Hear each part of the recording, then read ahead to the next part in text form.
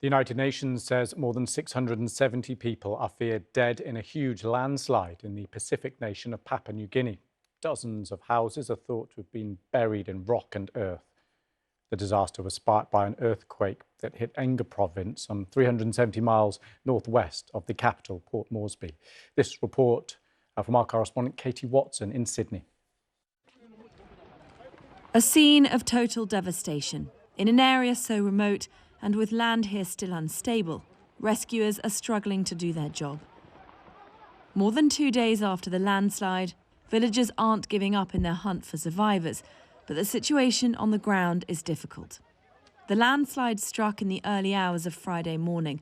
More than 100 houses were buried at a time when most of the villagers would have been asleep, but just a few bodies have been recovered so far.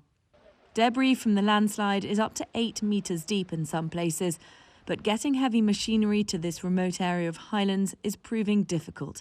People here are using whatever tools they can get their hands on, be it shovels or sticks, to help dig victims out. To make matters worse, nearby tribal violence, which is totally unrelated to the landslide, is also complicating the delivery of relief materials. But in the search for survivors, some good news. There has been some glimmer of hope in the last 24 hours. A husband and wife who were buried were rescued, and thankfully their 3 children weren't there at the scene when the landslip happened.